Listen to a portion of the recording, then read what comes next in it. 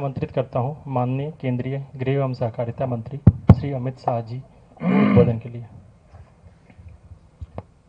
आज ये छोटा सा मगर बहुत महत्वपूर्ण कार्यक्रम है। आप लोग मानते होंगे कि सरेंडर कर कर आपको बहुत अच्छा लगा, आपको आनंद हुआ। शायद कुछ लोग ऐसा मानते होंगे कि आपसे ज्यादा आनंद आपके परिवारजनों को, आपके माता पिता को हुआ।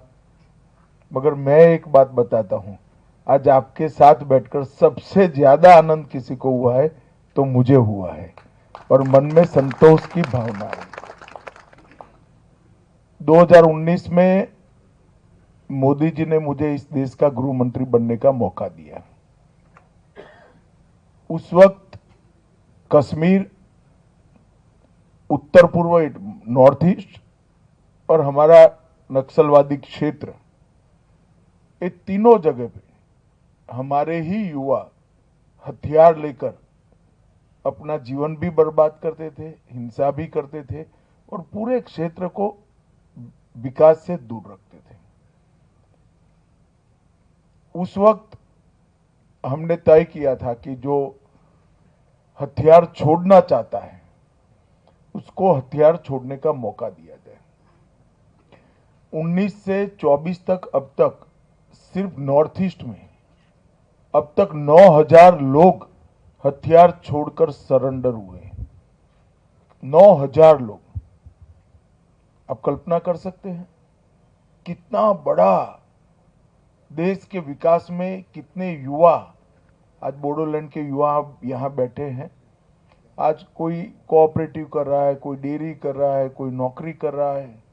छत्तीसगढ़, आंध्र प्रदेश, महाराष्ट्र,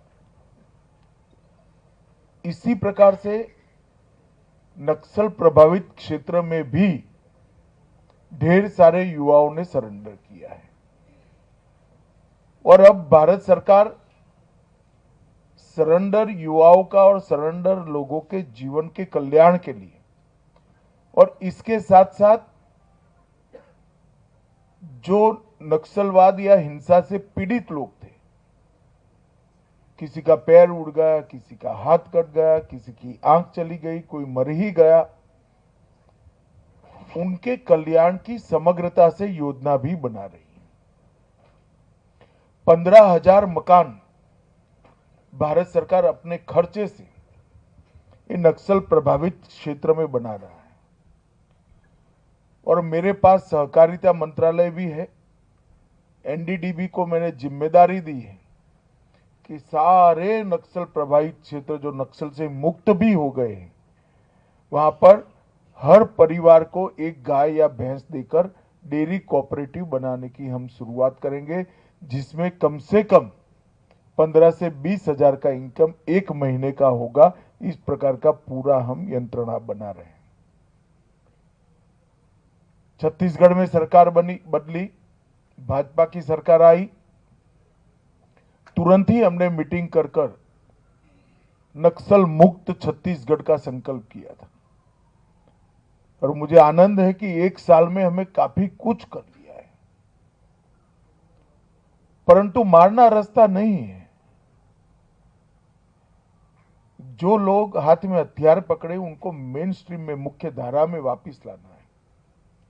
इसलिए मैंने छत्तीसगढ़ के गृह मंत्री जी को कहा था कि आप जहां जहां सरेंडर हुआ है वह सब राज्य में जाकर एक सबसे अच्छी पॉलिसी छत्तीसगढ़ की बनाएं, जिसको हम पूरे देश भर में रिप्लिका कर कर सरेंडर हथियारी युवाओं को पुनः प्रस्तापित समाज में करने का एक नया पॉलिसी बनाएंगे।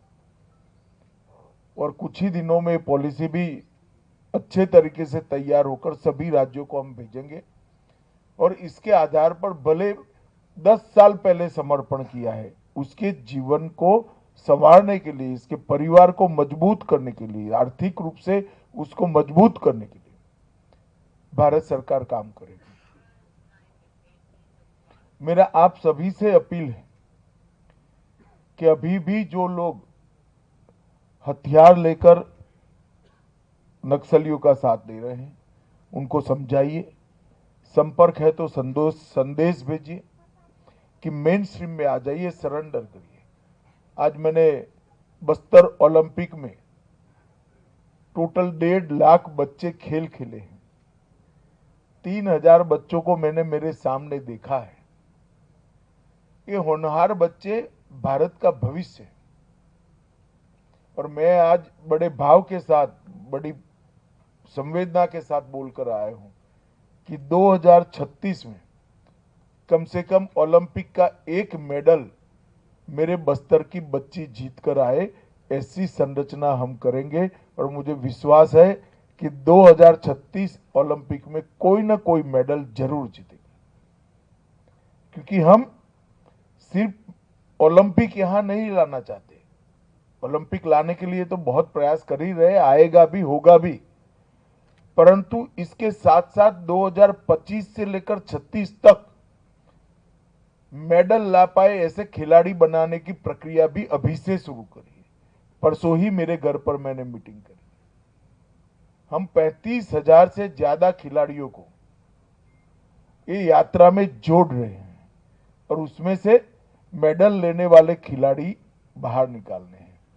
ओलंपिक तो हो जाएगा, ओलंपिक समाप्त भी हो जाएगा, मगर इसके लिए जो इंफ्रास्ट्रक्चर बनेगा, टैलेंट सर्च की जो प्रक्रिया बनेगी, इनके ट्रेनिंग की जो व्यवस्था होगी, इनके वित्त पोषण की जो व्यवस्था होगी, वो व्यवस्था अनेक सालों तक हमारे देश को मेडल दिलाएगी। और 2036 का ओलंपिक होने वाला है अहमदाबाद में। आप लोग तो कम से कम देखने जरूर आइएगा। विजय को कहिएगा, विजय पूरी व्यवस्था करेगा। और मैं मानता हूं कि पूरे नक्सल अभियान को एक मजबूत जवाब है कि बस्तर की एक बच्ची 2036 ओलंपिक में एक मेडल जीतकर पूरी दुनिया को संदेश दे कि हिंसा ये रास्ता नहीं है, विकास यही रास्ता है। और इसलिए हम सब ने काम करना है। बहुत कम एरिया बचा है, बहुत कम क्षेत्र बचा है। मैंने आज अपील भी की है कि सभी लोग अपना हथियार डालें, हाथ जोड़कर विनंती भी करा है। मैं आप लोगों को भी कहना चाहता हूं, अभी भी जितने लोग सरेंडर कर सकते हैं आप जरूर कराइए। जिनके हाथ में हथियार है वो भी हमारा है, हमारा ही है, मगर गलत रास्ते पे भटक जाए। एक जमाने में आप लोग भी गलत रास्ते। आज बोडोलैंड पूरा शांत हो गया है। मैं वो समझौते के लिए बहुत प्रयास किया था, इतनी सारी शंकाएं थी, मगर आज धीरे धीरे पूरा समझौता लागू हो गया है। और इसके बाद एक के बाद एक 20 समझौते पूरे नॉर्थ ईस्ट के अंदर हुए हैं। और यहां तो विष्णुदेव जी ने जो नीति बनाई है पुनर्वसन की, ये बहुत सब भारत में सबसे अच्छी नीति बनने वाली है।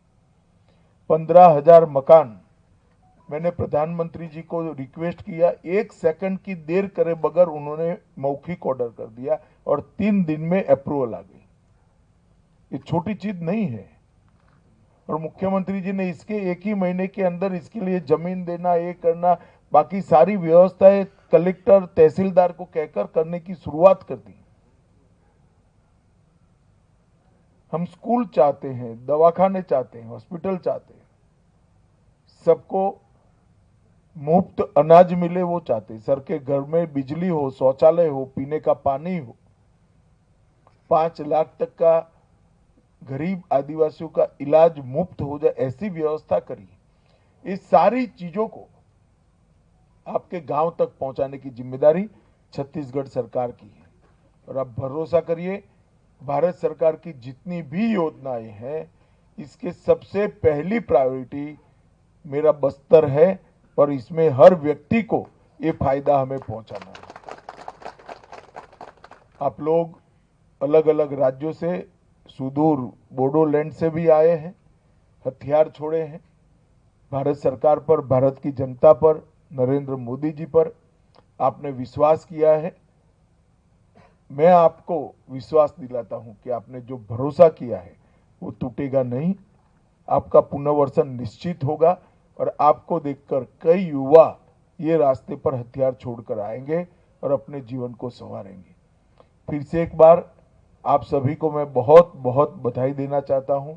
मैंने विजय को कहा था कि मैं मेरी बस्तर मुलाकात में मिलना चाहता हूं कुछ लोगों को, मगर उन्होंने खूब सुंदर तरीके से आयोजित कर हर राज्य से लोगों को बुलाया, मुझे बात करने का मौका दिया, जमीनी हकीकत की जानकारी लेने का भी मौका दिया। इसलिए आप सभी का बहुत बहुत धन्यवाद। आपके जीवन में कोई भी तकलीफ हो तो पोस्टकार्ड या अंतर्देशी हमारे गृह सचिव को लिख दीजिएगा। निश्चित रूप से गृह मंत्रालय इसकी चिंता भी करेगा, उसका मार्ग भी ढूंढ लेगा। आपके जीवन की हर कठिनाई में हम आपके साथ रहेंगे, क्योंकि ये संदेश जो है ये पूरे विश्व के लिए बड़ा महत्वपूर्ण संदेश है। और नक्सल मुक्त बस्तर होने के साथ ही आज 2 करोड़ से ज्यादा यात्री टूरिस्ट कश्मीर जा रहे हैं। मैं आज कह कर आया हूं कुछ चित्रकूट में कश्मीर से ज्यादा यात्री आए, ऐसी हम पर्यटन की व्यवस्था करेंगे। और इतनी ताकत हमारे बस्तर के अंदर है। यहाँ की कला, यहाँ का संस्कार, यहाँ की ग्रीनरी, यहाँ का जलप्रपात इतना सुंदर है कि पूरी दुनिया से यहाँ पर यात्री आ सकते हैं। इसके लिए जो व्यवस्था करनी है ये छत्तीसगढ़ शासन जरूर करेगा। फिर से एक बार आप सभी को मैं बहुत बहुत बधाई देता हूं। तो बधाई देना चाहता हूं कि आप वापिस आए हैं, पुनर्वसन योजना को स्वीकार किया है और आगे पर भी आप अपने साथियों को वापस लाने में माध्यम बने। इतनी विनंती कर मेरी बात को समाप्त करता हूं। वंदे मातरम। धन्यवाद सर आपके उद्बोधन के लिए। सर आपके संदेश को हम पूरे बस्तर में ले जाएंगे।